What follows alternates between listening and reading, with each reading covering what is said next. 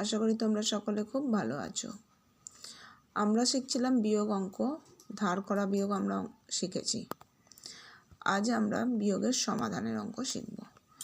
তোমরা তোমাদের গণিত মাস্টার বইয়ে 36 নম্বর পৃষ্ঠায় চলে এসো। সবাই 36 নম্বর পৃষ্ঠা খুলেছ। দেখো এখানে কি আছে হেডিংটায়, এখানে হেডিংটা কি আছে, প্রশ্নগুলি বুঝে বুঝে সমাধান করো। একের দাগের অঙ্কটায় কি বলা আছে, একটি চৌবাচ্চায় 27 বালতি জল ধরে, তা থেকে 18 বালতি জল তুলে নিলে চৌবাচ্চায় কত বালতি জল থাকলো। কত বালতি জল ধরে চৌবাচ্চাটিতে? 27 বালতি। সেখান থেকে 18 বালতি জল তুলে নেওয়া হলো। তুলে নিলে কি হবে, জলের পরিমাণ কমবে না বাড়বে? চৌবাচ্চাতে জলের পরিমাণ নিশ্চয়ই কমবে। কমলে আমরা কি করি, তোমরা সবাই জানো বিয়োগ করতে হয়, তাই তো? তাহলে চলো করি। তাহলে প্রথম লাইনে কি লিখতে হবে, একটি চৌবাচ্চায় জল ধরে, 27টি হবে না, 27 বালতি হবে।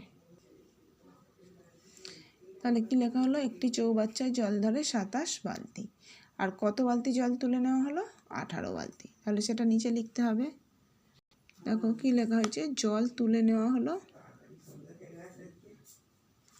18 বালতি। তাহলে এরপর আমরা কি করব, এটা বিয়োগ করব। বিয়োগ করো। 8-এর পর 7টাকে কত ধরতে হবে? 17। 8-এর পর এখানে কেন 17 ধরতে হবে বুঝতে পারছো, যে ওপরে ছোট সংখ্যা আছে, ছোটটাকে বড় করার জন্য আমরা পাশের দশকের ঘর থেকে 1 দশক নিয়ে 7-এর সঙ্গে যোগ করলে কত হবে? 7 আর 10-এ 17।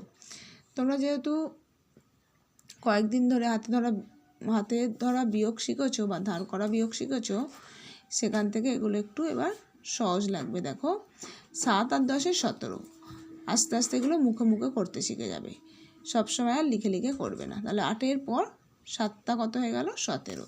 8-এর পর 9, 10, 11, 12, 13, 14, 15, 16, 17।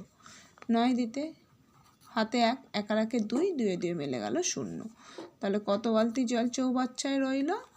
9 বালতি, তাই তো? এবার উত্তরে লেখো তাহলে চৌবাচ্চায় কত বালতি জল থাকলো। অতএব দিয়ে লিখে দাও, চৌবাচ্চায় 9 বালতি জল থাকলো। বোঝা গেছে নিশ্চয়ই? এইভাবে তোমাদের বাকি অঙ্কগুলো তোমাদের বুঝে বুঝে করতে হবে। আগে অঙ্কগুলো সবাই ভালো করে পড়বে, বুঝবে, তারপর করবে। আশা করি অঙ্কগুলো বুঝতে অসুবিধা হবে না, অঙ্কগুলো সবই প্রায় সহজ আছে। যদিও বা অসুবিধা হয় তোমরা ক্লাসে ম্যামেদের থেকে জেনে নেবে এবং ভিডিওটা আরও একবার দেখবে। ওকে, সকলে ভালো থেকো, বাই।